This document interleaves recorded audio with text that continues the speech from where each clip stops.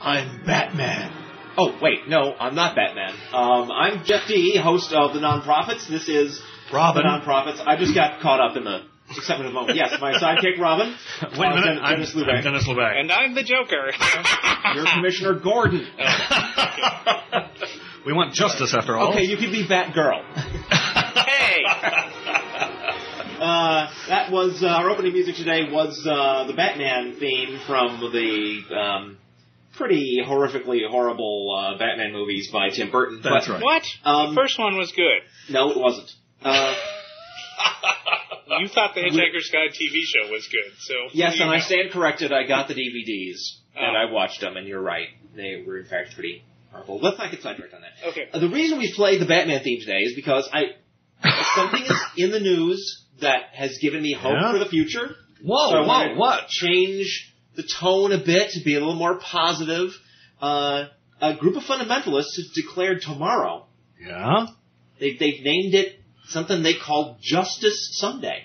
Justice Sunday? Justice Sunday. That sounds good, right? Justice is good. Yeah, Justice I like justice. It doesn't say God's Justice Sunday. It doesn't say, Biblical Justice Sunday. Well, it's about time the fundamentalists have come around, finally. Yeah, justice is a fine American secular concept that we can all get behind. Right. So, That's right. in honor of Justice Sunday, I thought I should play a superhero theme song. I'm surprised the administration... Isn't Bill Frist going to be there? Yes. I'm surprised the administration would allow it. That's great. Maybe there's a hope after all. Yeah. Credit where it's due. So I got this a story about it off the internet. I haven't read it yet. Here we go. Let's just get into this. The fight over the Senate confirmation of President George W. Bush's conservative judicial nominees is about to take an ugly turn. Great, they're going to kick them out. They're going to get rid of those nominees. As the administration's supporters in the religious right prepare an organized campaign to accuse Democrats of being biased against Christians. Hey, wait a minute. These guys aren't for justice. What the? Wait, keep going. What the heck? For several years now, in the right's rhetoric against Democrats who have threatened to filibuster judicial nominees, there's been an undercurrent that hinted at an anti-Christian bias. Well, at a conference on the judiciary last weekend, sponsored by the Judeo-Christian Council for Constitutional Restoration, JCCCR, the movement began to take a more menacing form. Good grief. I thought it was going to be about justice. God. Because Batman would never fall for this. Right. So. In a speech laced with claims that the federal courts and the Supreme Court in particular have systematically attacked Christianity. What? Family Research Council President Tony Perkins announced the launch of a new campaign by the right to turn the confirmation battle into a religious war against the anti-Christian left. Oh, dear. What does this have to do with justice? Wait. Perkins' organization will spend the next 10 days in a planning and preparation phase that will culminate on April 24th, that's tomorrow, which he has declared to be Justice Sunday. Huh? Why does he name it that? Well, it's a lie.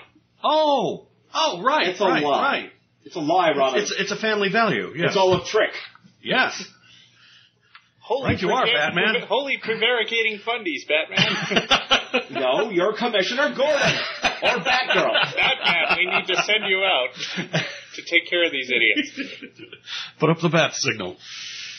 In a live simulcast sent out to more than 1,000 churches across to more than 1,000 churches across the country and broadcast on the Christian television network, Perkins and Dr. James Dobson of Focus on the Family will make the case that Senate Democrats have opposed a handful of the president's judicial nominees not out of honest concern about their extreme political views, but simply because the nominees are Christians. Okay, there's a simple test. Could we please take the other, 200 nominees that the Democrats did pass and ask them to say if they're Christians or not? Can we do that? Yeah. Can we just get let's get a poll. A poll of those? Because I think that would settle this issue right there. Mm-hmm.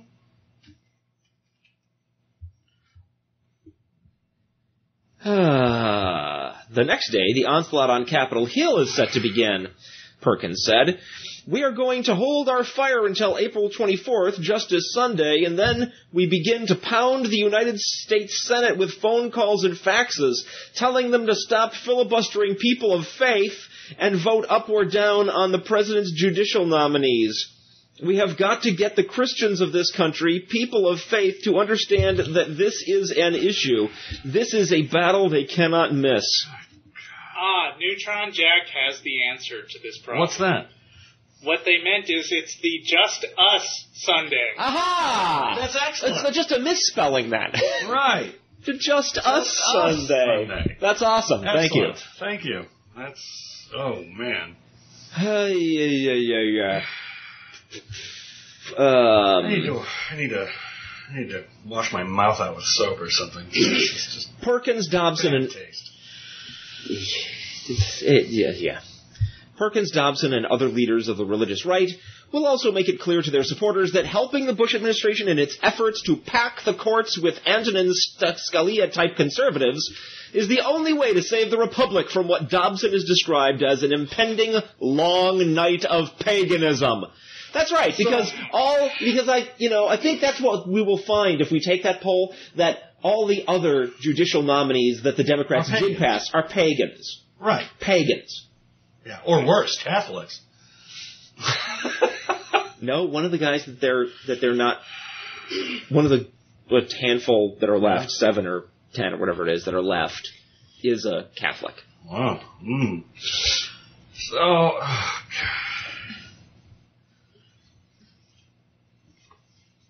it's the injustice.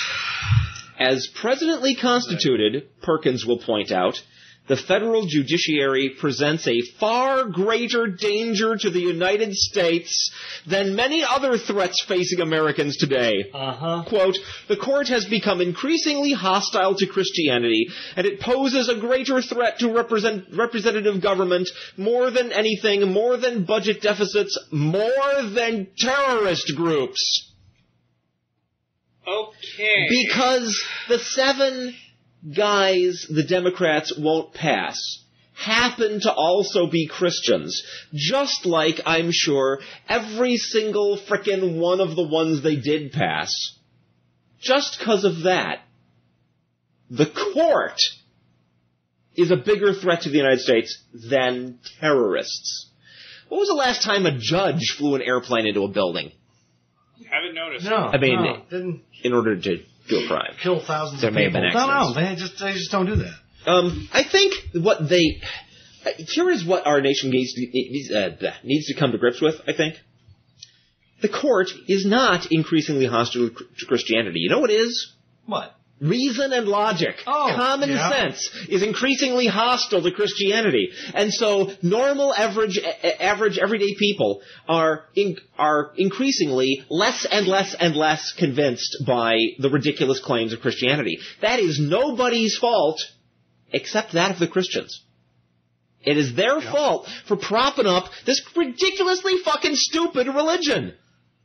It's reached the end of its rope. People don't believe it anymore, and so they're turning away. Shut the fuck up. Find some other fucking stupid thing to get behind that will last another couple thousand years. This one has worn out its welcome. That's what's going on. This is not a plot. It's not a plot. Your religion is just fucking stupid. This is what our nation is to come to grips with. Yes, I think so.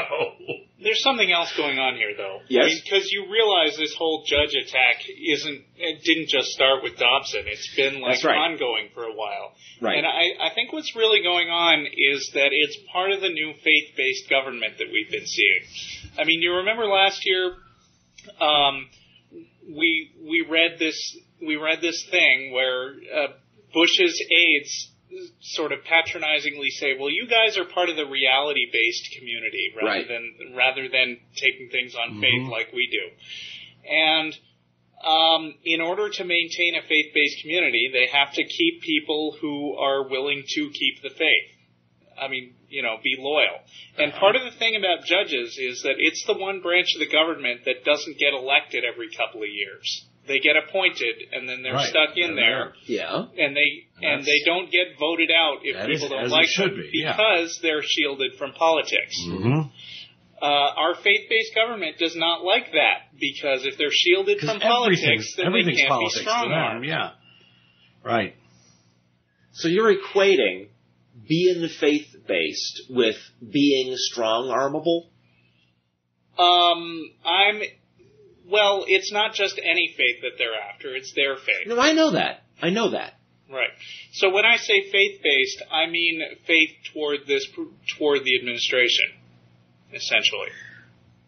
But couldn't they just go ahead and pick the nominees that they want and have them all be right-wingers? And no, because they don't have total control. And that's what this upcoming filibuster thing is about. Exactly. If they had the ability to just shoehorn in any right-wing whack job that they wanted into the Supreme Court, they'd do that, and then they wouldn't be making this. Because they believe that they have the right to be dictators, not presidents and congressmen. They think that what they say should be law, but there's this whole third arm of government, the judicial branch, which gets to have a check and balance on them. Yeah, right now it's acting like the parent to their little, spoiled children who want everything they want, and the judges, as the parents, are going, no. Right.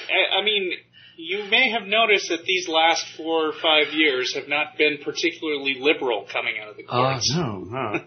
But they're not conservative enough, and that's the problem. It won't be conservative enough until it's called Sharia law, so that's right.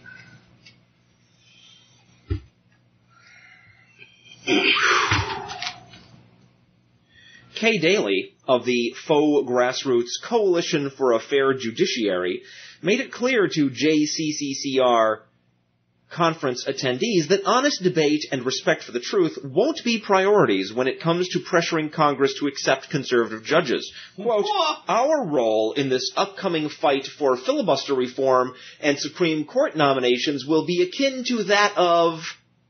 She paused and then continued with a smirk. Let's just say... the swift boat vets. Right. So they plan on lying and slandering and smearing everybody that opposes them as a non-Christian. Holy fucking shit! All right, so much for Justice Sunday. Wait a minute. Have you read the part about what Dobson and company plan to actually do about some of these judges? No. Go ahead, Russell. Because unfortunately, I don't have the exact spot here. But basically, they said, well, we can't pressure the courts, directly through the judges. But what we can do is do nasty things to the jury, pull their funding so they can't pay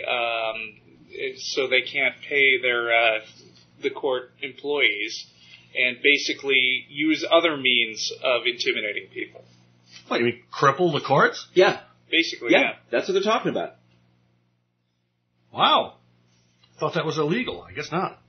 I am the law. I mean, it sounds like jury tampering, There are not exactly.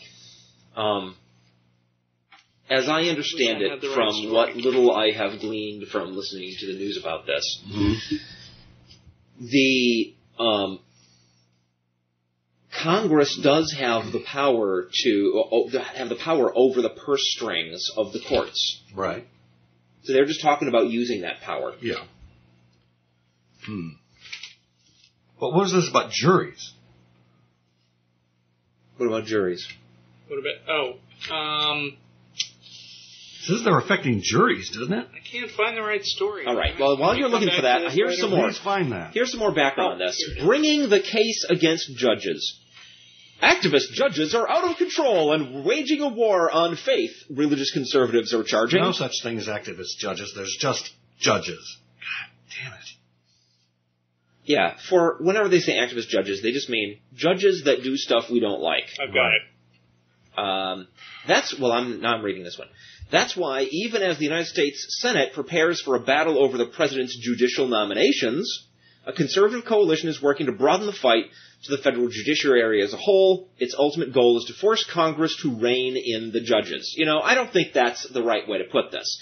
Their goal is not to force Congress to do anything. Congress is controlled by the Republicans, and it's the Republicans that want to do this. Right. The goal of this conservative coalition is to support the Republican Congress when they move to rein in the judges. The Terry Schiavo case is but the latest in a litany of court decisions that have sparked conservatives' ire. Many were also outraged by rulings that called the words "under God" in the Pledge of Allegiance unconstitutional and that removed the Ten Commandments and Chief Justice Roy Moore from the Alabama High Court. Quote, hold on to your irony meters. Switch them to the off position. You won't need them to detect the irony here. An atmosphere of atheism is being forced upon us by the courts. Yeah, says Reverend Rick Scarborough, a Baptist pastor from Texas who heads the new alliance of evangelicals, Catholics, and Jews that is leading the charge. Would you people stop fucking giving us credit? It is not an atmosphere of atheism. We know what an atmosphere of atheism would be like. This isn't it. Not even close. An atmosphere of atheism would be if you walk into courts and you see signs on the wall that say, remember, there's no evidence that there's any God, so please leave those concerns out of your deliberations. Right? Right. That would be an atmosphere of atheism. That doesn't happen. An atmosphere of atheism would be, you turn on the TV and you see a documentary, a 5-part documentary on NBC about Robert Ingersoll. That would be an atmosphere of atheism. Yeah. Right? Yeah. An atmosphere of atheism would be, another like a biography of Bertrand Russell. Thank you. That's exactly the guy I was thinking of. Biography of Bertrand Russell on the TV. An atmosphere of atheism would be if, like Air America Radio, which is the only liberal radio network in the country, had more than a couple of, sort of wishy-washy atheists on it.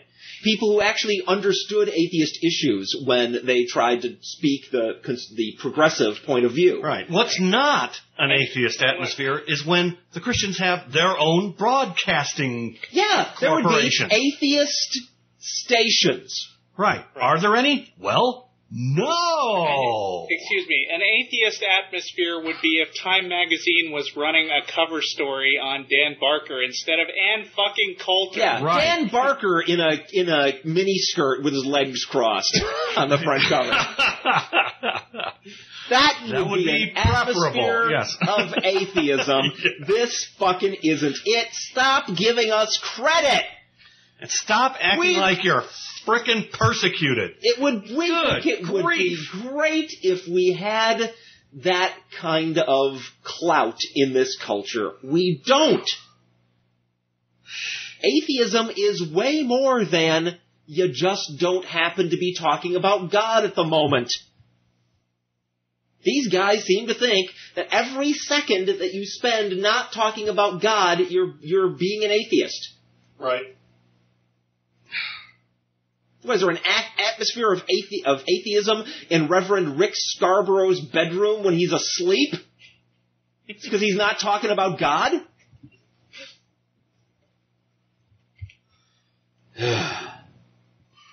This is the JCCCP again. CCCR again.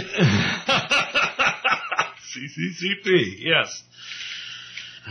Proposed steps include withdrawing the court's jurisdiction over all cases related to the acknowledgement of God or to the protection of marriage.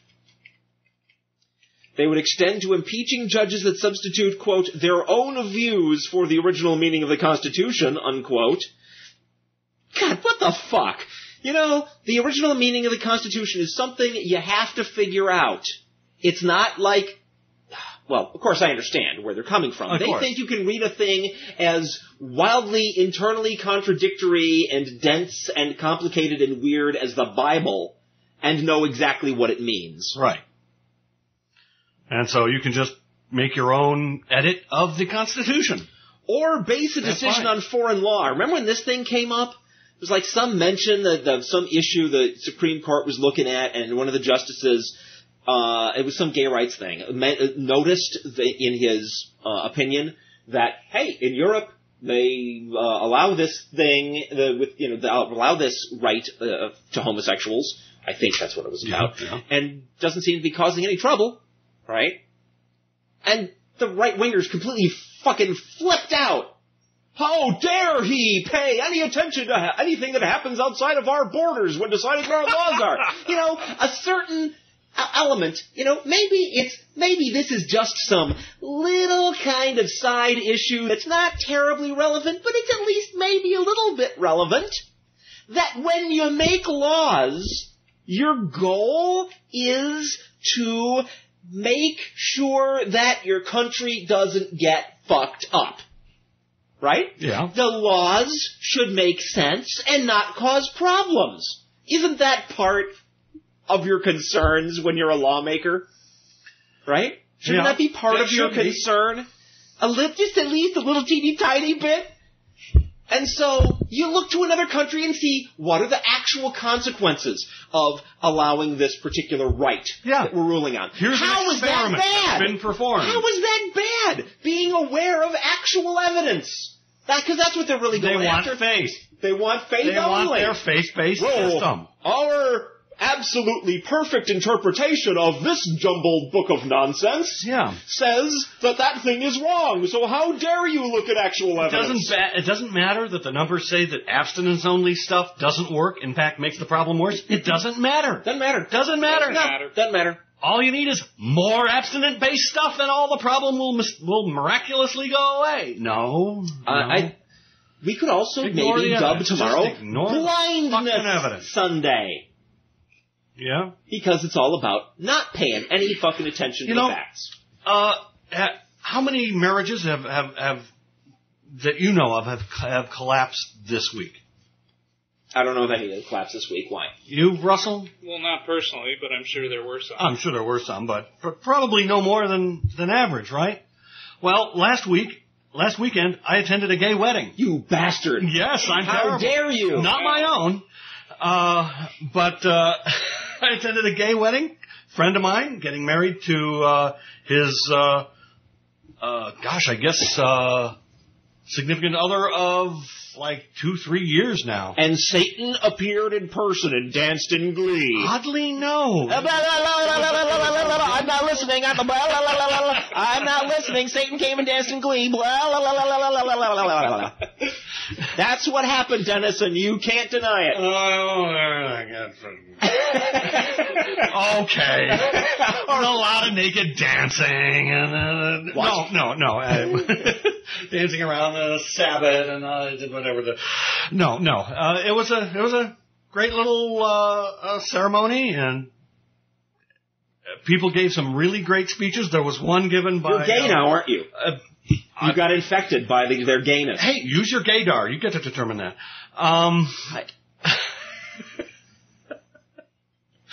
But one person said my irony I haven't turned it back on yet. One person gave a nice speech to the effect that she was saying that at some point in the future, a gay marriage will be so prosaic, so common, so mundane that no one will comment on it. She says it's not that way now, but she mentioned that the kids that were at the ceremony, there were children there, sure. They say they won't remember this as two guys getting married. They'll remember that the groom had a worm on the back of his jacket because it was held outside, and a little caterpillar got on the back of his jacket. They'll remember that they had to sit through boring speeches, just like at a normal wedding. It won't be any trauma. Good grief. And they'll remember that Satan appeared himself and danced in glee, because I'll tell them to remember that, and they will believe because I tell them to believe, and believing is believing. And this happened in Texas, so I guess every Texas marriage is now invalid. Yeah, right. I have that thing on the courts now. Oh, yes, please. Well, let me, before you do that, I got one last paragraph. What are they, Chamber? Okay. just to wrap this story up. Right. This is the shot over the bow, said Dr. Scarborough last Friday in Washington, as the group, which represents some 40 organizations, held the first of a series of conferences it plans to organize across the country to marshal grassroots support.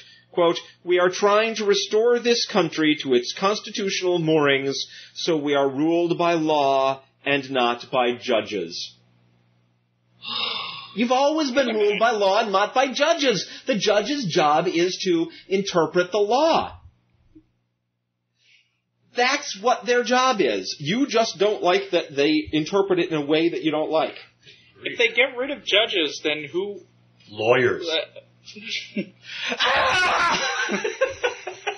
No, priests. No, but I mean, if priests, they get rid of judges... Sharia law, in a fundamentalist theocracy, laws are interpreted by the priesthood. Oh. They want to establish that our laws are all derived from the Bible, guys, right? Yeah. They want to establish that our laws are all derived from the Bible, and then they want to remove actual judges from the picture, and then every time we need an interpretation of our laws, you will have to go to one of these guys who claims that he can make sense out of the Bible. That's it. Talk directly to God. God told me that you were very bad. All of this stuff has been, this is all a strategy that has been in place for many, many decades. When they started screaming about our laws are based on the Word of God, right, or on the Ten Commandments or whatever crap they came up with, that was already a step in this direction. Oh, yeah. Toward this plan, toward this outcome. Mm-hmm. They want to do the same thing in science. Yeah. That was slightly more obvious to me, as long as 10 years ago. They wanted to bring it to the courts rather than do it through the normal channels of science. And they wanted to bring it to courts that no longer have judges, but only priests. Well, remember Philip Johnson in his whole thing about how there's the philosophical basis naturalism. Naturalist materialism, or however exactly he called it. It's just a philosophical viewpoint, and therefore it is biased and unfair not to allow people of different philosophical viewpoints to use theirs as the basis of science, right? And that is how they were going to have hand science over to the hands of priests, because once you have to take every single scientific experimental outcome and factor in that the gods might be fucking with it, the only way to determine whether the gods were the ones fucking with it or not is to go to a priest. It's the only way. Sure. That's the same kind of thing. It's the same strategy now applied to courts. Go ahead, Russell. Thank you for digging up that article. Okay. An audio recording obtained by the Los Angeles Times features two of the nation's most influential evangelical leaders at a private conference with supporters laying out strategies to rein in judges, such as stripping funding from their courts in an effort to hinder their work. The discussion took place during a Washington conference last month that included addresses by House Majority Leader Tom DeLay and Senate Majority Leader Bill Frist, who discussed efforts to bring a more conservative cast to the courts. Frist and DeLay have not publicly endorsed the evangelical group's proposed actions. Wink, wink. Yeah, sure. But the taped discussion among evangelical leaders provides a glimpse of the roadmap they are drafting as they work with congressional Republicans to achieve a judiciary that sides with them on abortion, same-sex marriage, and other elements of their agenda. There's more than one way to skin a cat, and there's more than one way to take a black robe off the bench, said Tony Perkins, president of the Conservative Family Research Council, according to an audio tape of a March 17th session. The tape was provided to the Times by the advocacy group Americans United for Separation of Church and States. Those guys are great, by the way. This is not the first time in recent weeks that the Americans United has gotten audio tape out of these secret meetings. They've got folks hidden in the machinery of right-wing fundamentalism, and they are collecting information. It's brilliant. Brilliant. I love them. Yes. Great guy. If only they'd get over the stupid God belief thing. But hey, you can't have everything. Yeah. They're next. That would be an atmosphere of atheism. We can't have that. DeLay has spoken generally about one of the ideas the leaders discussed in great detail, using legislative tactics to withhold money from courts. We set up the courts. We can unset the courts. We have the power of the purse, DeLay said at an April 13th question and answer session with reporters. The leaders present at the March conference, including Perkins and James C. Dobson, founder of the influential group Focus on the Family, have been working with Frist to eliminate the filibuster for judicial nominations, a legislative tool that has allowed Senate Democrats to stall 10, not 7, of President Bush's nominations. They stalled 10, but of those 10, some have not been resubmitted because they stepped down. Okay. So not all 10 are coming back for review, for a new attempt. Frist is scheduled to appear via a taped statement during a satellite broadcast to churches nationwide Sunday, that would be Justice Sunday, that the Family Research Council has organized to build support for Bush nominees. Okay. So. I mentioned I said juries. I don't know why they brought that up. Well, it mentions juries in here, but it says they're exploring ways to punish sitting jurists and even entire courts viewed as hostile to their cause. Sitting jurists? Well, that's jury tampering. Yes. Plain and simple. So they're conspiring to commit a felony.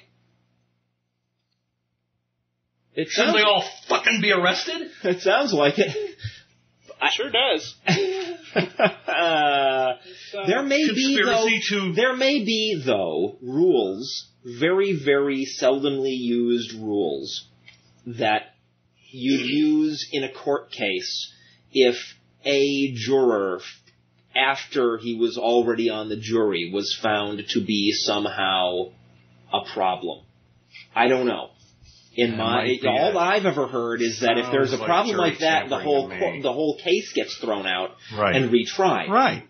That's what I've heard. But there could be some weird, obscure rules like that they're planning on digging up. I don't know, Dennis. Don't know. Right. Okay. Any instances of slurs, defamation, or discrimination against atheists or other non-believers in the U.S. media should be reported to the National Atheist Ombuds by emailing ombuds@atheism.org. Okay, everybody listening to our audio show, you have a homework assignment. Please write to the National Atheist Ombuds and report this Justice Sunday program to the National Atheist Ombuds. I want the National Atheist Ombuds getting a flood of emails and actually getting off their fat asses, because I haven't seen them actually doing anything in a while, and spreading this information to local atheist groups, and then those atheist groups in turn releasing press releases reacting to the reported subject matter. I want to see this process work. If there was ever a time when we should have a huge outcry from the atheist community about slurs and defamation against us, it's now. Right. Now is the time. That email address again is ombuds@atheism.org. Yes, Russell. I'm being corrected by Neutron Jack. Yeah? A person who sits on a jury is a juror. Yeah? A jurist is a judge. Oh, okay, well. Thank you. I did not know that. Okay. But we have some damn smart listeners. Yes. Wow. And they're Thank so you smart. For correcting me. They're all so smart that they're going to realize I'm completely correct, and they ought to all email ombuds@atheism.org or go to their website ombudsman.secular.ws. However, they are not tampering with juries. Not yet. Just wait. Right. Whew. Ombuds@atheism.org. Yeah. If they get what they want, the next target will be those damn activist juries. By using their own opinions to decide Damn things? right. Fuckers. No, I think they need to go after the lawyers, because lawyers, defend people who are not morally correct. Right. So. judges and then lawyers. Yeah. God believes you're guilty, so you are guilty. You have to prove your innocence. Without a lawyer. Without a lawyer. Or a jury. The Celebrity Atheists page will relaunch early next week. The new site will be wiki-based, which means that updates will occur on a continuous basis by those who have interest and time to volunteer. Thanks to Reed Esau for sending me this information. That's www.celebatheists.com, I think. I'm not entirely sure. Heart of the Beholder film project news. You can now purchase this film on DVD or VHS tape. Visit www.beholder.com. This is based on a true story. I don't know how much it's fictionalized. The story about a couple that ran a video rental store and got descended upon by religious right fanatics for carrying the film The Last Temptation of Christ.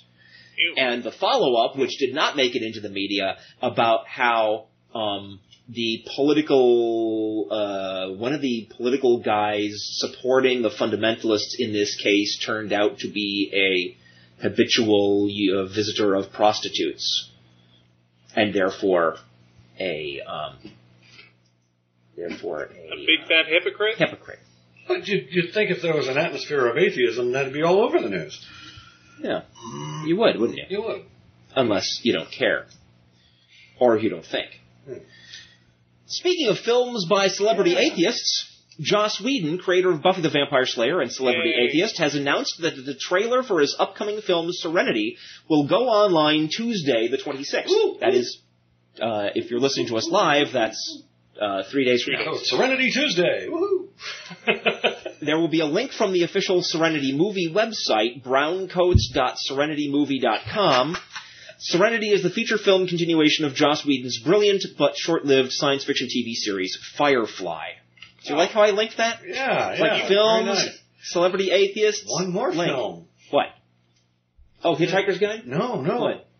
What's that film I sent you a link to? Oh, we don't know a whole lot about this yet, but there is a website. The film is called The God Who Wasn't There. There is a preview of the film on the website. I guess you'll have to do a web search for The God Who Wasn't There to find it. Kind of a documentary. It looks good. It is an atheist documentary.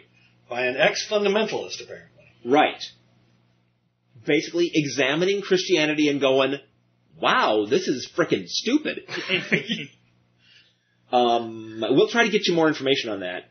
They were about to release their tapes. You could order. Right, DVDs. You already can order the soundtrack album. Right. Which I don't know what that's all about. But they were very proud of the music they were able to get. But the God that wasn't there. The God that wasn't there. God who or that? I don't know. Okay, try both. Search for both. Russell, are you going to search for that for us? So no, I wasn't. Let's not. Okay. Well, also speaking of great atheist entertainment in the media right now. Yeah? Has anyone caught the hit comedy series Revelations? No. It's hilarious. I recommend it. Okay. It's got Bill Pullman, who you may recognize as Lone Star from Spaceballs, and he will always be Lone Star. And he's playing, how can I put this? He's playing the Jack Chick fantasy atheist. Whoa!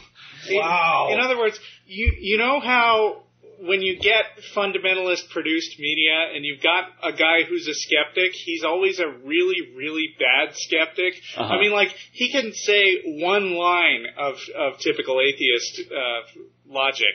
Right. But if anybody argues back, then he's going to sit there opening and closing his mouth like a dying fish, scratching himself. Right. While the fundamentalist characters sit there just galloping off on this crazy stuff like, oh, we saw news about there's a really hot nun in this show. So it's hot atheist on nun action. I'm not sure he's actually an atheist, but he is supposed to be the stand-in for skeptics. Okay, yeah. And she says, there's this shipwreck that happened in Greece, and everybody died except for this one little baby, so we think that he's really the Christ child reborn. And Bill Pullman sits there going... Great. Mouth gaping. Wonderful. Yeah, nobody can see that on the radio, Russell. Yeah. Well, they can hear my moment of silence. For those of you listening at home, Russell Glasser has just opened and closed his mouth repeatedly with a stupid look on his face. We now return you to your regularly scheduled program. And then she says, here, let me read you a whole bunch of scripture. And he goes, okay. And then he sits there and she reads him a bunch of scripture on the show. He doesn't interrupt him. He doesn't interrupt her. Right. And then she's like, and then the older nun, who's not hot, sort of smiles indulgently and says, you must think this all sounds crazy. And he goes, well, okay, well, yeah, kind of. And she says, well, it's not crazy. And he's like, that was not the exact dialogue, but that was the gist of it. The gist of it. Oh, and then the hot nun says, okay, well, are you going to fly on a plane to Greece with me so we can check this out? Sure. So that was the plot of episode 2. Ugh. And then, of course, they have the Antichrist character. I'm waiting for it on DVD. And, the Antichrist, I think it must be really hard to write a good Antichrist speech, because the Antichrist is supposed to be a guy who's pure evil, and yet everybody really likes him. Uh-huh. And that never works. Unless you go with the Christian assumption that people like evil, which they don't. Well, you could do it by writing him just exactly as you would a television evangelist. Yeah. If you write that straight, a television evangelist, you'll have an evil guy that apparently everybody likes. That wouldn't work for them, though. No, of course not. Oh, boy. So what are you saying? Thumb up or thumb down? It's as funny bad as Left Behind, but has a bigger budget.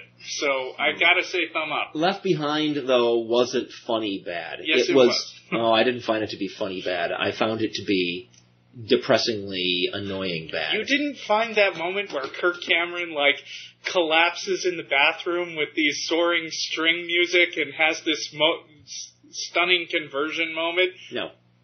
No? No. Not particularly funny. No. I laughed my ass off. What can I tell you? I prefer the more highbrow kind of humor. Okay. The link to the God Who Wasn't There movie has been posted in the chat room. Yay! Thank you. Thank you, Anku. If you are not in the chat room and listening to this show, not live, check out the transcript. Right. www.atheistcommunity.org/radio show. Thank you, Russell. Cool. What is the date? The 23rd? Yeah. Tomorrow, CFI On-Campus Regional Conference, Pittsburgh, Pennsylvania. Time to be announced. This event is free of charge, and it will be a great way for students, faculty, staff, and others interested in the campus movement to share their experiences and gain new skills of campus organizing. Further details to be announced. They damn well better have been announced by now, but I ain't got them.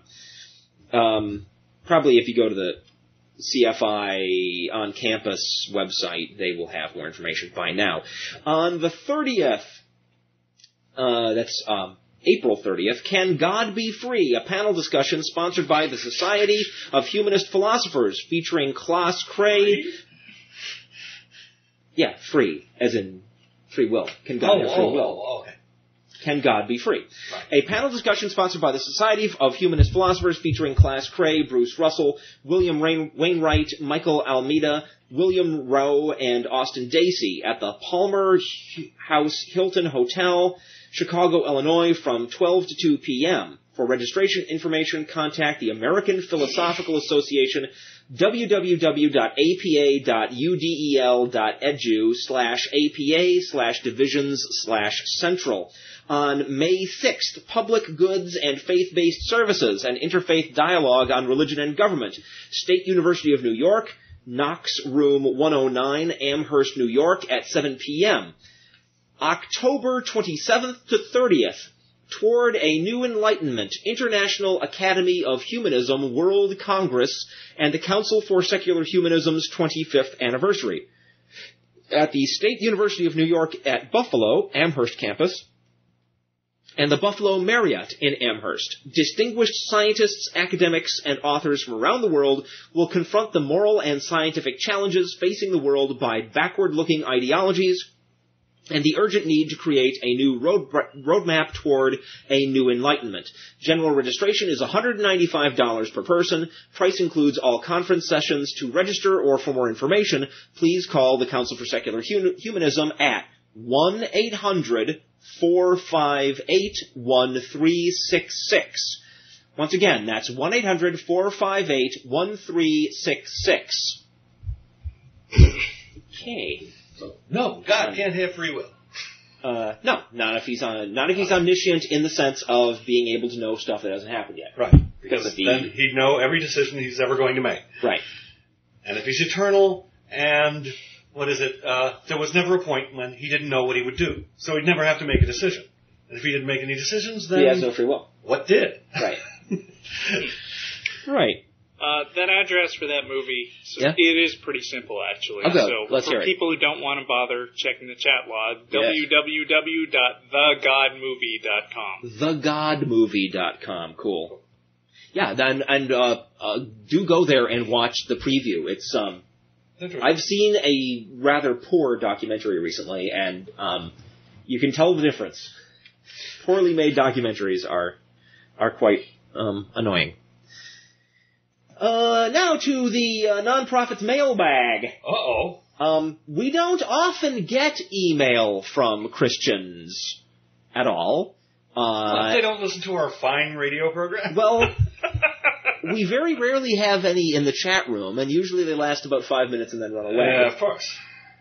Thanks to our devoted following. But and I'm not sure that this guy was ever a listener. Mm-hmm. He may well have just stumbled on the Atheist Community of Austin website, seen our link, and sent us stuff. Yeah. Though, I'm also subscribed to the TV show email list, and he hasn't sent anything to that.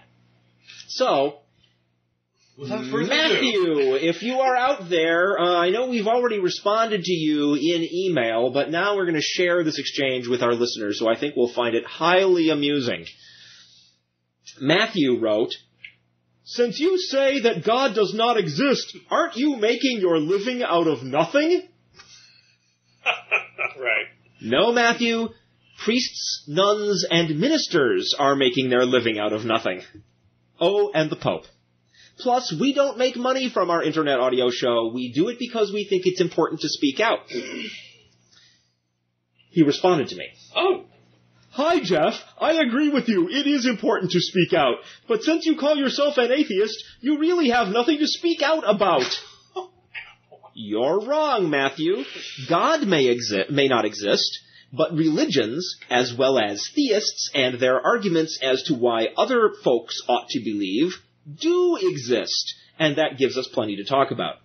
If you speak out on social issues, then you really are a socialist and need to change your title. What? Whoa! Huh? So James Dobson is a socialist. Yeah, of course. Yeah, Wow. Apparently, Anyone who Matthew speaks thinks anybody who speaks on social issues is a socialist. George Bush is a socialist. He's spoken out on social issues. Oh my God, we're run We're by all socialists. A man speaks out only on things he cares about and trusts. That's ridiculous. People also speak out when they see things that they think deserve criticism. We criticize theism. Yeah, they also speak out about things they care about and don't trust. Right. Right. So I can assume you put your faith in society? I bet you believe that the world and man are inherently good, and that society will of its own accord find its utopia? Just look around you, check the news. What do you see, good or evil? Lots of crazy Wow. fundamentalists trying to take over our courts. Yeah, We people like you. we see a lot of evil, Matthew, much of it religiously motivated, and most of the rest of it enabled by the general lack of moral understanding that's caused by religion. Yep. Let me explain what I mean by that. I didn't to Matthew, and he may write me back and give me an opportunity. I don't know. The problem with Christian morality is that it's based on this divine command theory that God says what's right and what's wrong, and that's what makes it right or wrong, which a concept which is disproved clearly by the Euthyphro dilemma, which we have a website, www.euthyphroproject.com. In the chat room. EUTHYPHRO project, all one word strung together.com. That's if you think that your God is the dictator of or source of morality. And that's, clearly not true. Plato showed how that means that either the God just makes up the rules of right and wrong, which means it's arbitrary and not truly moral, or else he merely knows what the rules of right and wrong are and tells us what they are, which makes him not actually the creator of morality. Morality is something else that precedes God rationally, right, logically. Yeah. It's prior to him. And that means we don't really need God to tell us what those things are. Right? Right. Going on. I have no idea how much better our world can get, but I do know that religion stands directly in the way of any possible improvement. Do you really believe the world will right itself? You could be wasting your breath. So could you. What's your point? I bet you are a prodigal son! Question mark, exclamation point. I have no idea what the fuck that means, so I didn't respond to it. Does anybody have any clue what he means by betting that I'm a prodigal son? Wasn't there some I bet you are a prodigal son! Wasn't there some guy in the Bible who, wandered away from his father and did a bunch of bad stuff and then came back? And I don't know. Hence the phrase, the prodigal son returns. Yeah. I don't know. What does prodigal mean? I don't know. God bless you, Jeff, if I may be so presumptuous. No, you may not. Please don't do it again. Thanks. So, Matt, if you are, in fact, listening to our show, please, we've encountered much better arguments than the ones that you're presenting. You seem to be all over the place and not have any clue what it is you're talking about. If you intend to continue having email exchanges with us, please figure out what you're talking about first. Prodigal means rashly or wastefully extravagant. Wow. So, no, I don't think I can't afford it. And even if I could afford it, I wouldn't be rash, because being rash is a bad thing unto itself.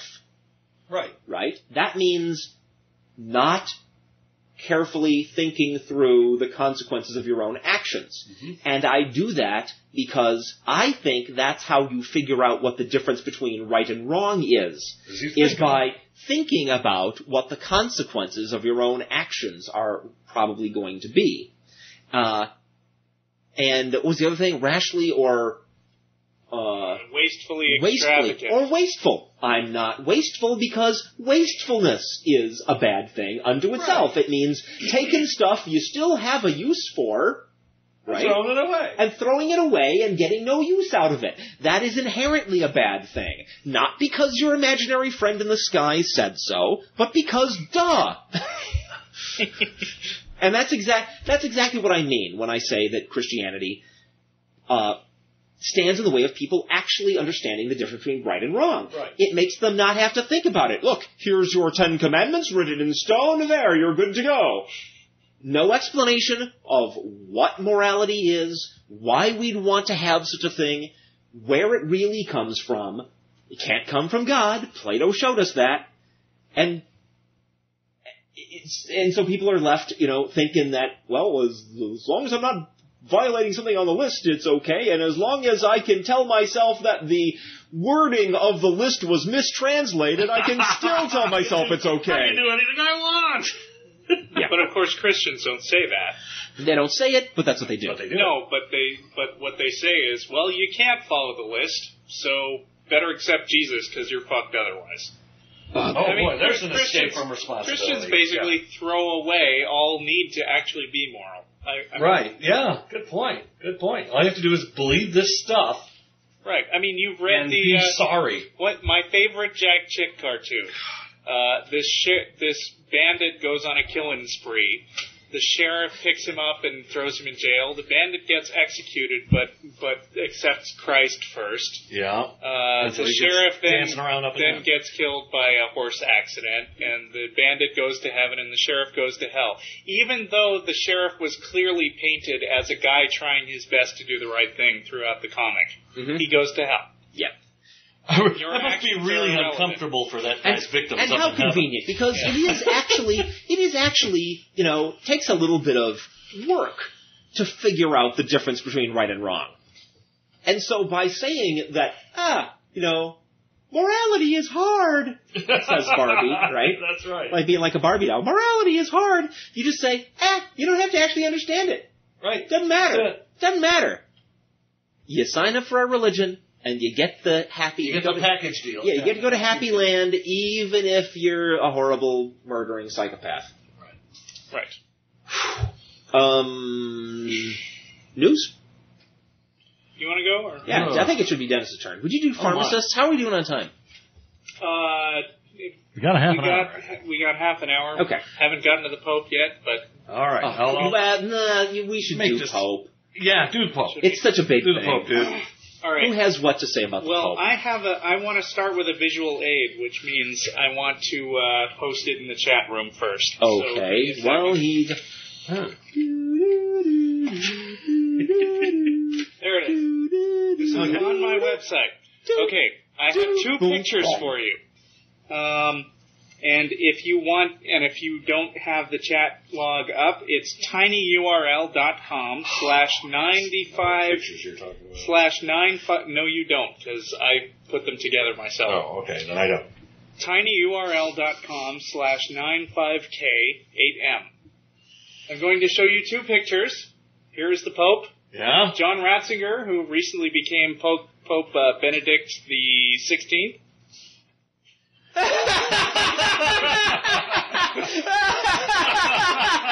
Perfect. And here is the Emperor from Star Wars. Wow. That's awesome. You have to check this out. I spent quite a while searching through Google Images to find the ones that matched up perfectly. But I could tell when I saw him. Yeah, you could cast him as that guy and no one could tell the difference. Wow. Okay. He's the evil emperor. All right, so much for cheap shots. Okay.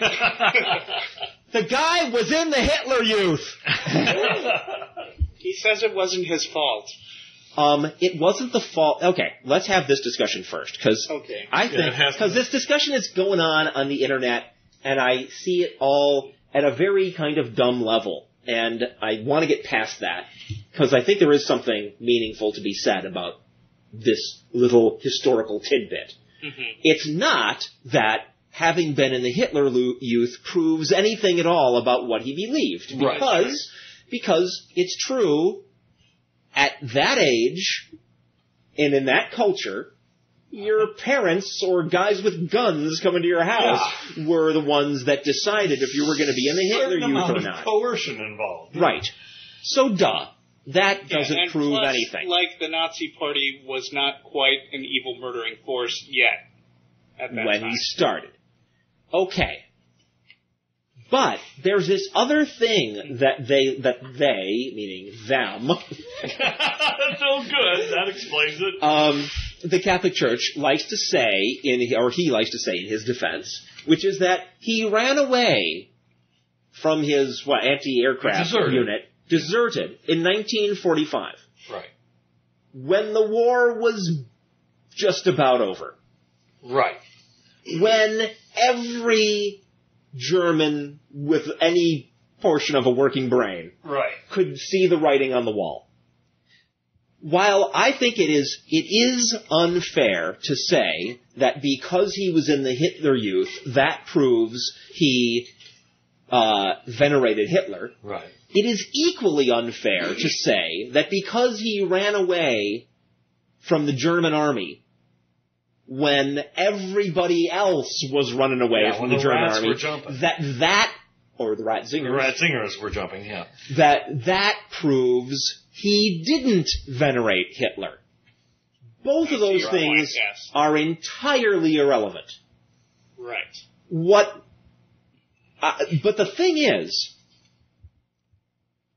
that's the best rebuttal they can come up with? If he ran away from the Nazis and really did object to Nazi policies, is there no other evidence than that? Yeah. They're welcome to show me evidence to establish that he never really believed or supported any of it, and it was only there against his will. I welcome their attempt to do that. They're even welcome to say, oh, come on, the guy says he didn't believe in it, and just as a common courtesy, take his word for it. You're welcome to say that. But this lame excuse that somehow this proves that he wasn't... He deserted it. Yeah, that he wasn't really into the whole Nazi thing, that ain't enough. No. Particularly in light of his later activities. You got to remember, folks, Catholics, when you're using this as your deaths of Ratzinger's Nazi history, that a lot of us do not accept that going into the priesthood necessarily proves anything good about you at all. We don't think that priests are especially better people than the average person in the general public. In fact, statistics are showing that it's like 4% of priests now have had allegations against them of pedophilia. 4%. That is way higher than the general public. So, no, I don't accept that. I'm not going to stop looking just because after he ran away from the Nazis, then he went into the priesthood. Doesn't mean shit to me. I want to see some evidence that, apparently he spent some time in captivity. I want to see evidence that he eagerly went, beating on the bars of his cell, going, come on, let me out, I want to tell you all the dirt on the Nazis that I know.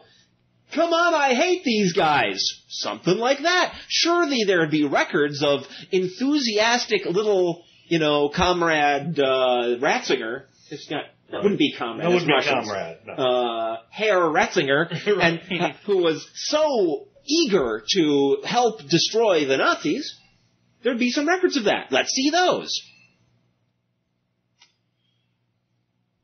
So I think the whole debate is, at the level that it's happening, that I've seen, is really very shallow. Fluff. Huh? It's fluff. Yeah, it's very shallow and meaningless. But there are some meaningful questions to be asked. Yeah. Okay, so go ahead. People might ask why we as atheists should care about the Pope. And my answer would be that as weird as the old Pope was, this guy looks to be a lot scarier. Mm-hmm. And based on the coverage he's been getting by the American media, it seems that a whole lot of Americans care about him. On the Daily Show, they showed a replay of the Fox headline, which was, "We have a Pope!" And Jon Stewart's comment was, apparently Fox News is now a diocese. Yeah. Yeah, we have to care about this shit because we're in a world that is dominated by people who do care about that shit. And if this guy is a lunatic and they all have blinders on and only see the staff and the big hat, right? And think that anything that comes out of the mouth that's beneath the big hat is perfect and wonderful and good, we gotta care about that. Right. I also wonder what's the deal with all the Protestants being so excited about it. I don't know. Because they hate Catholics. Well, they're united right now. The Catholics and the right-wing fundamentalists are united right now in propping up the dickweed we have in the White House. Right. But, just search for Pope Antichrist. Also, Google. yes, I know. But also, they are... what this culture war is really all about is what I said earlier, right? People in general are not taking religion that seriously anymore, right? And so the people still in it are desperate to get faith reinstated as a widely accepted and respected way of making your decisions. That is the one thing religiously that Catholics and Protestants have in common. Mm-hmm. They need, in order for their organizations to continue, they need many, many, many more people to stop using the rational parts of their brains and start just to believe in stuff because they were told to. That's the other thing they have in common. So it's all, it's all about that, and that's why they can play nice for a while, because the more that it's generally accepted that that's a good way to be, the more both of them, right, the Catholics and the fundamentalists, the more both of them will prosper. The enemy of my enemy is my enemy. Friend. The friend of my enemy is my enemy. So I've got some info on what this Pope has done in the past when he was just a cardinal. I've got a story from April 26th, 2002, which I've been searching for. Can't we go back further than, before he was a cardinal, back when he was, a blue jay or a robin? That's how it goes, right? It's all bird names for the different ranks. Yeah. Well, anyway. You can see how much I know about Catholicism. And care. Now let's see. What was happening, what was in the news a lot regarding the Catholic Church in 2002? Election? No. The other thing. Abuse. Oh, yeah. Child abuse. Yeah. And during the time that all these witnesses were first coming forward saying, these high-up members of the church abused me, Joseph Ratzinger was right there. The accusers say Vatican-based Cardinal Joseph Ratzinger, who heads the Vatican office to safeguard the faith and the morals of the church, formerly known as the Inquisition, quietly made the lawsuit go away and shelved it. There was no investigation, and the accusers weren't asked a single question or asked for a single statement. He was appointed by the Pope to investigate the entire sex abuse scandal in the church in recent days. But when approached by ABC News in Rome last week with questions of allegations against Maciel, Ratzinger became visibly upset and actually slapped this reporter's hand. Wow. This is our new Pope. Ladies and gentlemen, our new Pope. We have ways of making us not talk. From a BBC News profile. I know nothing. Oh no! Hold on.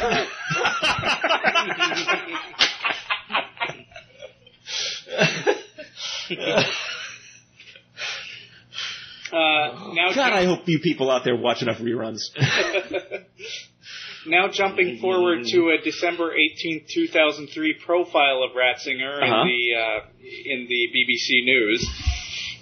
It says, while many theologians strive for a Catholic Church that is more open and in touch with the world around it, Ratzinger's mission is to stamp out dissent and curb the, quote, wild excesses, unquote, of this more tolerant era. Wow. Those wild excesses of tolerance. He wields the tools of his office with steely efficiency, by influencing diocese budgets, bishops' transfers, and even excommunications. And slapping people around. Yes. If they left that out. And he wouldn't dream of, messing around with our internal politics, would he? He yes, would. as a matter of fact. Yes. You missed that one when I said election. Yeah. Remember, we did a big thing on this here audio show back... 2004. Yeah. Is this what you were getting to next? This is before that, but... No, go for it. I'm sorry. No, you go ahead. Let me jump. Well, there was this list sent over to the American bishops of things, moral issues that Catholics were not allowed to support with their votes. Right? Yeah, they cannot vote for any candidate who believes something that was on seriously against the Catholic Church. Well, that's what they said, right? You can't vote for a candidate who's against something that who favors something the Catholic Church is seriously against. And here's a list. Well, the list was conveniently limited to those things the Catholic Church cares about, which looked bad for John Kerry. The list did not include capital punishment, which Bush is in favor of. Okay? Right. And logically we concluded that if the list was complete, then you could not vote for anybody. Right. You know who wrote the list? Let me guess. Herr Ratzinger! Yeah. Yeah. And clearly, because there was no mention of capital punishment, clearly that it was a political move. A political maneuver. Yep. Clearly, that was a conspiracy. Yes. The entire Catholic Church sort of lost its tax-exempt status because of that list. Except they did. Should have. Well, obviously they didn't. But they should have. No. They should have. That was tampering. That was overtly partisan political tampering. Right. We couldn't make that claim if they had the why the death penalty. Oh, that's right. That would. Right. If they were honest about all their actual teachings, then they would have to have honestly said, you can't vote for either candidate. Right. So all you Catholics stay home. But they didn't do that. Right. All right. Go on, Russell. Well, I just want to make sure we hit that point, because that's important to me. I've got more stuff on the Pope, but I think we've covered the interesting parts. I can go on with this article. You don't have his shoe size and stuff? Father Guido Sarducci covered his robe size on I remember. Let's see. By influencing diocese budgets, bishops' transfers, and even excommunications, what an opponent calls symbolic violence, Ratzinger has clamped down... Symbolic violence plus the actual violence of, really smacking people. Yeah. Ratzinger has clamped down on the more radical contingent of the Church. He has even claimed the prime position of the Church of Rome. Remember, this is back in 2003. Yeah. Over other Christian churches. Although he has apologized for this, he has never been so contrite about excluding liberation theologians, more progressive priests, or those in favor of the ordination of women. I thought, so this is a guy who likes to excommunicate people. I thought I had read that he has actually declared that you can now be excommunicated for even talking about priest-child abuse, but since I don't have that, I'm not going to make that claim. I'm just going to throw it out there as a rumor. All right. An unsubstantiated rumor. If you pass it on, look it up. Everybody put on your tinfoil hats. Okay. Dennis, I believe you now have pharmaceutical information for us. We wanted to have more discussion on Pope. I mean, what else is there to say? What else? I don't think so. Don't think so. All right. Let's see. Chicago 18th. State Senator Frank Watson knew exactly what side to take when Governor Rod R. Blagojevich ordered... Blagojevich? Yeah, let's say ordered pharmacies to fill prescriptions for women wanting the new morning after pill, even if it meant putting aside their employees' personal views. Governor is trying to make a decision back to pharmacies that must be left to the pharmacy. said Senator Watson, whose family business, Watson's Drugstore in Greenville, Illinois, does not stock the pill. It's an infringement on a business decision and also on the pharmacist's right of conscience. Wow. Yeah, we covered this last episode also, and that is one of the new developments. Here is another that that is a little more positive. Phoenix, Arizona. Governor Janet Napolitano. What is with these? What? Did you say singer? What? Arizona Governor Janet Napolitano. Oh, singer. That's like the same name as the lead singer of Concrete Blonde. Cool. Actually, her name is Johnette Napolitano. Oh, cool. This is Janet Napolitano. Great band, by the way. And great governor. Check it out. Vetoed a bill that would have allowed pharmacists to refuse to provide emergency contraception if doing so conflicts with their moral or religious beliefs. Napolitano, who supports abortion rights, said in her veto letter to lawmakers Wednesday that pharmacies and other healthcare providers, quote, have no right to interfere with the lawful personal medical decisions made by patients and their doctors, unquote. Which is exactly what we said here on the show. Good call. I could be governor.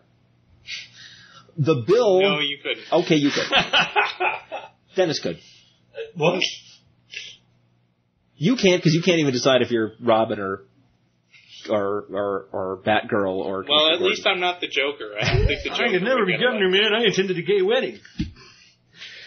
The bill would have permitted pharmacies and hospitals to refuse to dispense drugs, quote, prescribed to accomplish an abortion and emergency contraception based on a moral or religious objection, unquote.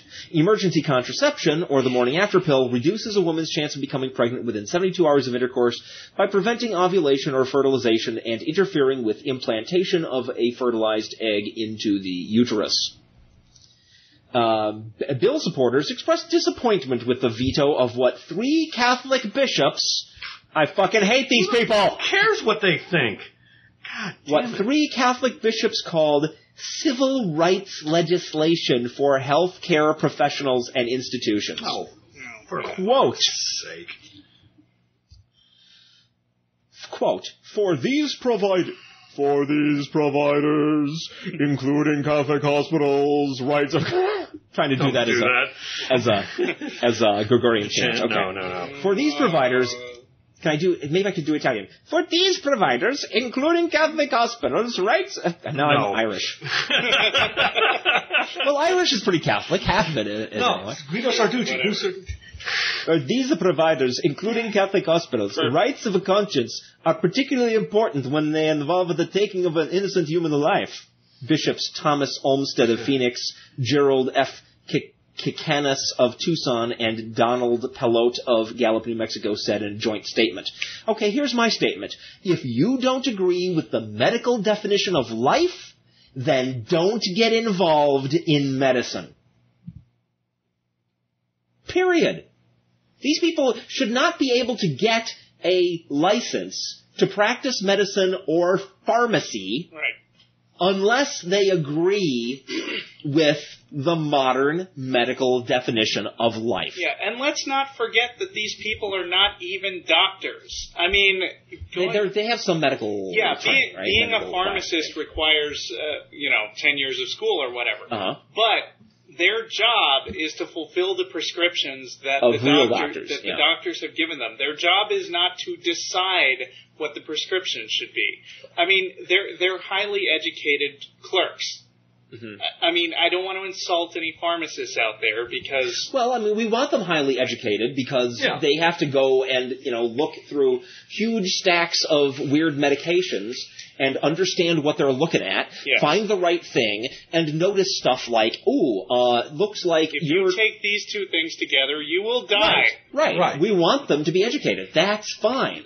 Right. What we do not want is for people in a position of medical authority to not believe modern medical science. Right. I mean, and by analogy, do I want, every time I go to the grocery store, do I want the bag boy looking through every single item that I've purchased and said, oh, I'm sorry, you can't have that tuna. They kill dolphins. I'm a Jew, and so you may not eat that ham. Yeah. You can't buy that ham. You can't buy that condom. I won't sell you that ham because I think that it's wrong to eat ham. Yeah. Yeah, I mean, where does the... Okay, we're using the slippery slope fallacy, but they're talking about... But they're sliding down the slope. They're sliding down it, yeah. Huh? They're talking about this as if it was a civil rights issue for the pharmacist. Right. It's the same principle. Right. It's not a slippery slope in getting there from here. We are there. Right. Exactly.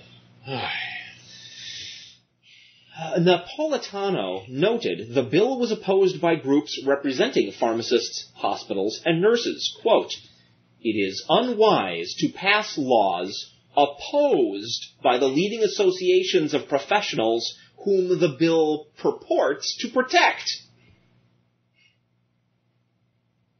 she wrote. The legislature approved the bill by margins less than those than would be needed to override a veto, which is good. It means they can't go back and vote on it again and say, fuck you. In Wisconsin, meanwhile, a state board Wednesday approved sanctions against a pharmacist who refused to fill a prescription for birth control pills or transfer it to another pharmacy because he believed providing a contraceptive would be against his religion. The pharmacy examining board said Neil Nosen had his nose in other people's business, had the right to refuse to fill the prescription if he thought it was wrong, but then he had the responsibility of getting the prescription to another pharmacist, which he didn't and refused to do. The board reprimanded Nosen and ordered him to attend ethics classes. He also is liable for an estimated $20,000 in costs for the legal proceedings against him. So, good. So, yeah, right now there's some rational people in positions where they are able to forestall this thing. But when they're replaced with right-wing fundamentalist fucktards, what will we do then? It's just another issue that they're using to squeeze the very last penny out of the pockets of their flocks so that they can control the government. Okay. You guys got anything else you want to do in the last few minutes here? Should we let her wind down? This is a weird one. I don't quite... Okay. Court rules against Wiccan. Federal appeals court in Richmond ruled yesterday that the Chesterfield County Board of Supervisors can exclude a member of the Wiccan faith from giving invocation at county meetings. Right. I mean... I saw this news story. Clear discrimination. Right. Right. Huh? But there, of course, the ACLU is appealing this and stuff like that. But I don't understand their argument. We'll read the argument. It's bizarre. Okay. It's but the three-judge panel that decided the Simpson case noted that the list of eligible clergy is a broad cross-section of the county's religious groups that made plain the county was not affiliated with any one specific faith by opening its doors to a wide pool of clergy. The Judeo-Christian tradition is, after all, not a single faith, but an umbrella covering many faiths. That's exactly that. I know what their argument is. Fuck. That is the argument that the Constitution only says we can't have one single state religion. Yeah. As long as we have at least two religions that we're giving special treatment to, we're covered.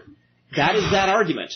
Stated more baldly than I have ever seen it before, but that is ultimately it. So we get to exclude anything else we don't like. Some as long as we allow at least two. Or enough. Good. You know, if you want to... It's all or nothing. If they have a nebulous sense of, well, there's some amount of different religions that we can give, as long as we give special treatment to that many. Yeah. Trust a Christian not to know what fair means. God damn it. They don't care. They don't care because their religion does not teach them anything about what fairness really is, why you'd want it, where it comes from, and what its purpose is. Right. Right. Fair means when I and only I get to talk. and decide what everyone shall do. And if you get to talk, fair means whatever God wants, Russell. Like all moral issues, fairness is a question of what God thinks is okay. As long as God thinks it's okay, it is okay by definition. That's all they know about morality, about right and wrong. That's it. That's all they're ever taught. Channel and get some serious frickin' atheist atmosphere out there.